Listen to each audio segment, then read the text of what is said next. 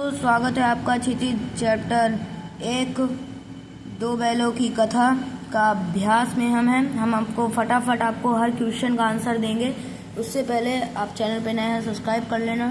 तो पहला क्वेश्चन आपके सामने है, कांजी हाउस में कैद पशुओं की हाजिरी क्यों ली जाती थी? तो इसका उत्तर है, कांजी हाउस में कैद पशुओं की हाजिरी यह देखने के लिए ली जाती थी कि कहीं कोई जानवर भाग तो नहीं गया। अब हम दूसरा भी देख लेते हैं, छोटी बच्ची को बैलों के प्रति प्रेम क्यों उमड़ आया? इसका भी उत्तर देख लेते हैं, छोटी बच्चे की माँ मर चुकी थी, सौतेली माँ उसे मारती पीटती थी, बैलों की हालत कुछ ऐसी ही थी, खाने में दोनों बैलों को रूखा सूखा ही दिया जाता था। इन्हीं कारणों से छोटी बच्ची को बैलों के प्रति प्रेम उमड़ आया। तो ये हो गया आपका कंप्लीट। अब आता है तीसरा, कहानी में बैलों के माध्यम से कौन कौन सी नीति विषयक मूल्य उभर कर आए हैं? तो अब देखेंगे, इस कहानी में बैलों के माध्यम से निम्नलिखित विषयक मूल्य उभर कर आए हैं। पहला, मुसीबत के समय मित्र को अकेला नहीं छोड़ना चाहिए।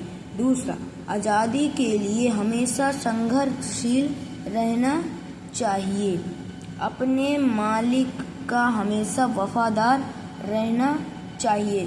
तो भाई ये पहला, दूसरा और तीसरा के आंसर हैं, आप फटाफट लिख लीजिए।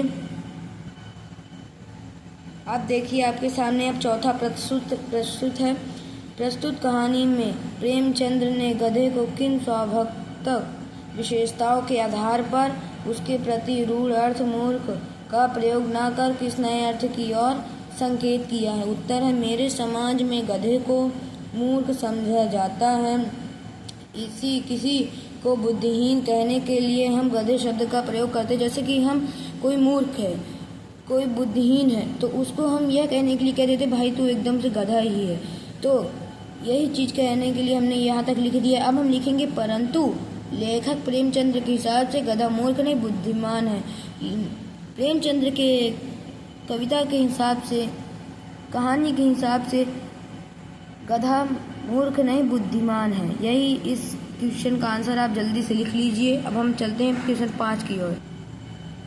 तो अब ये देखिए पांचवा, किन घटनाओं से पता चलता है कि हीरा और मोती में गहरी दोस्ती थी? निम्नलिखित घटनाओं से, उत्तर हम डाल देंगे, निम्नलिखित घटनाओं से पता चलता है कि हीरा और मोती में गहरी दोस्ती थी। पहला, अगर एक खाना न खाता था तो दूसरा भी खाना छोड़ देता था। अब फिर दूसरा है, दोनों मिलकर किसी से लड़ाई अगर हो जाती थी, दोनों मिलकर उससे समाधान करते थे। तीसरा है, मटर के खेत में जब मोती पकड़ा गया था। आप कहानी जब पढ़े होंगे तो आपको याद होगा कि जब मोती मटर खा रहा था तब उसे पकड़ लिया गया था किसानों द्वारा। तो हीरा भी देख करके वहीं आ गया था और स्वयं को भी उनके हवाले कर दिया गया था। आप देख सकते हैं इसमें यही ही लिखा है, तो आप भी यही लिख लीजिए, ये बिल्कुल सही है। अब हम छठवें की तरफ जाते हैं। छठवां है, लेकिन औरत जात पर सींग चलाना मना है, यह भूल जाते हैं। सींग के इस कथन के माध्यम से स्त्री के प्रति प्रेमचंद्र के दृष्टिकोण स्पष्ट कीजिए। देखिए, दो बैलों के लेखक मुंशी प्रेमचंद्र हैं। जब हीरा ने कहा लेकिन स्त्री जात पर सींग चलाना मना है, तो इसका मतलब यह है कि मुंशी प्रेमचंद्र औरत का अत्यधिक सम्मान करते हैं। यानी कि दो बैलों की कथा तो मुंशी प्रेमचंद्र ने लिखी, यानी उनमें जो शब्द है वो मुंशी प्रेमचंद्र जी के हैं, तो उनका ये स्वभाव काफ़ी अच्छा है। अब प्रश्न 7वां है, किस किसान जीवन वाले समाज में पशु और मनुष्य के आपसी संबंधों को कहानी में किस तरह व्यक्त किया गया है? तो ये है, किसान जीवन के समाज में आपसी संबंधों को पशु और मनुष्य को काफ़ी गहराई से बताया गया है। हीरा और मोती का मालिक झूरी अपने बैलों को बच्चों की तरह मानता था और बैल भी उस पर अपना जान छिड़कते थे। यानी कि जो झूरी किसान था वो अपने बैलों को अपनी जान से ज़्यादा अपने बच्चों की तरह पालता था, और वो जो बैल थे हीरा और मोती, वो अपने मालिक के इतने वफादार जानवर थे। और दूसरी बात, वो अपने मालिक पर जान छिड़कते थे। अब चलते हैं हम 5वें की ओर। तो हम देखिए 5वें में आ चुके हैं। अब आप 5वां, 6वां, 7वां आप कंप्लीट कर लीजिए। अब चलते हैं 8 क्वेश्चन की तरफ, आप फटाक से कंप्लीट कर लीजिए। अब 8वें में हम आ चुके हैं। इतना तो हो ही गया है, जान बच गई है, वे सब तो आशीर्वाद देंगे। मोती ने इस कथन के आलोक में उसकी विशेषता बताई है।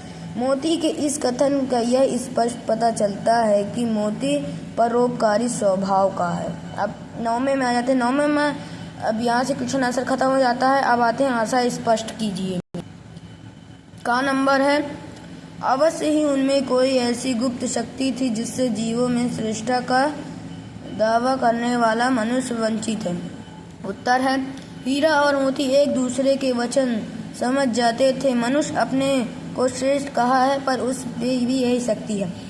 ये कक्षा 9वीं का एनसीईआरटी का क्षितिज पार्ट 1 है, जो कि अब मैं लास्ट आंसर बताने वाला हूँ। उससे पहले चैनल पर नया सब्सक्राइब कर लेना एंड वीडियो को लाइक कर देना मेरे दोस्त। ऐसे इंटरेस्टिंग वीडियो के लिए हमारे चैनल को सब्सक्राइब कर देना।